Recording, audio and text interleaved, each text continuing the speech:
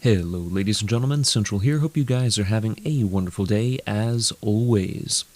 Today's video comes from a comment that I received on one of my videos recently. Now I did answer this comment directly with a comment of my own, and the guy seemed very satisfied with my answers, so I think he's taken care of. But I realized that this issue might be something that other people run into whenever they're transitioning from a typical trainer like a Cessna, like a 172 or 150, or even in this case, this guy was flying a Piper Cherokee.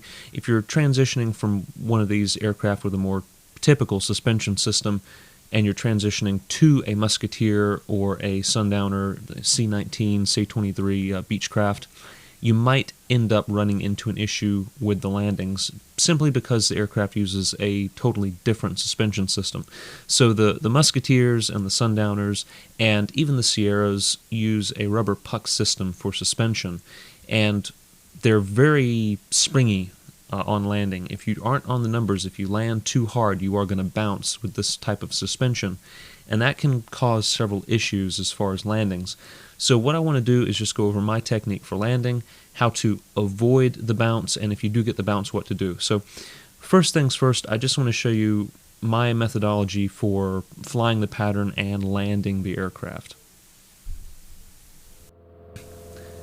So we're starting out the video here on downwind, and the reason I'm starting this far out in the landing process is I want you to see that I fly a tight pattern.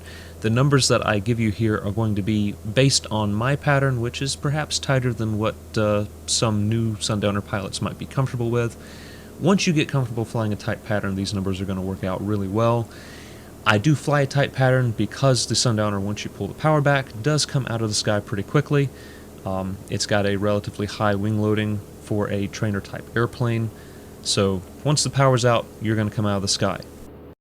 Now I've added this freeze frame here just to give you an idea of how tight my pattern is. I am at pattern altitude 1,000 feet above ground level, and you can see the rivet line there just beyond the fuel cap. That's essentially in line with your main gear on the Sundowner, and about a foot to a foot and a half further out past that rivet line is going to be the center line of the runway.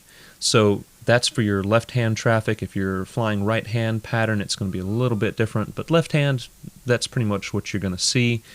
So as you can see, it is a reasonably tight pattern. The next thing that we're going to be looking for is the end of the runway, so the threshold just passing the trailing edge of the wing. Once we see that, we're going to reduce power and begin our base to final turn, in this case a left base to final. I like a nice smooth rounded base to final. I do not square the pattern, and that's partly because of how close I'm flying. Now the reason I'm flying so close again is because the Sundowner does come out of the sky pretty quickly once you reduce power, so there's really no point in flying a wide pattern. If you do fly a wide pattern and let's say you have an engine failure, you're not going to make the runway. Tight pattern, you're guaranteed to make it even if you do lose the engine. So in this base to final turn, I'm doing between 80 and 85 knots, and this is clean. I have not dropped the flaps yet.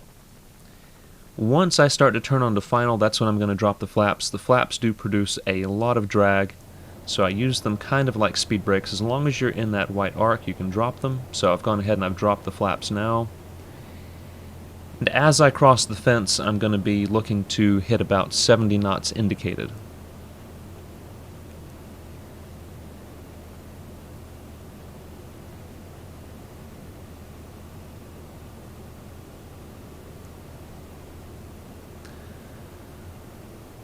So we're looking good, 70 knots indicated, and as I come down and flare, I'm looking to be at about 60 knots indicated. And once I see 60 knots indicated, I stop looking at the ASI. Do not look at the airspeed anymore. Going to do a normal flare, and just as soon as the mains touch the runway, I'm going to pull hard back on the yoke. Not before, not after. And from here, I can just go around for my touch and go. That's it. As you can see, it's really not complicated, and it's not that much different from any other airplane. The thing is, you are sitting a little bit higher, so your flare is going to look a little bit different than what it looks like in a Cessna, let's say. And the reason you're sitting higher is because the Sundowner was obviously built as a trainer for the Beechcraft Bonanza. So you are sitting a little bit higher, so your flare is going to be at a slightly higher altitude. As a result, if you flare low, you could be coming in with too much energy and you could bounce. So what do you do if you bounce? Well, there are basically two options. If I'm landing on a runway that is less than 3,000 feet long, my recommendation and what I'm going to do is a go around. So if I bounce on a runway that is short, I'm going to go around, and I'm going to do so simply by adding power. What you do not want to do if you bounce in a Musketeer or a Sundowner is try to lower the nose. If you push forward on the yoke, the airplane is going to settle onto the runway very hard, and you're going to start porpoising or crow hopping back and forth on that puck suspension. So you're going to bounce off the nose gear, then bounce off the main gear, off the nose gear, off the main gear, and you're going to end up in a pilot-induced oscillation trying to compensate for that. So whatever you do, don't push forward on the yoke if you bounce. Just add power. Now, if, again, I'm landing on a runway that's less than 3,000 feet long, my only good option is to go around. I would not recommend trying to save it. You probably could, but better safe than sorry, just go around. If you're landing on a runway that's longer than 3,000 feet, it's possible that you can save the landing simply by, again, adding power. Just a few hundred RPM, a burst of power, is enough to keep the airplane from coming down hard. You don't push forward on the yoke. You maintain your attitude, just add a little power, and it will settle back onto the runway. Again, if you are not comfortable doing that, even if it's on a long runway, you bounce, your best option is probably a go-around.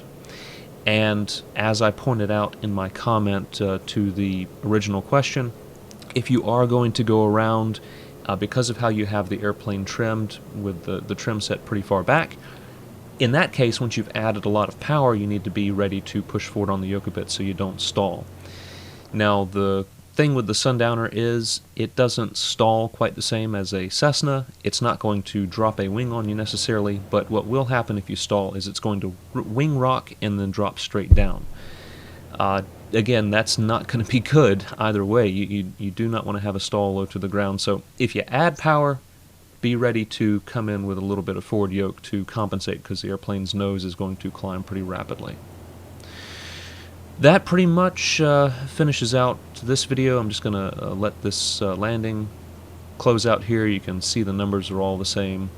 Going to be crossing the fence at about 70.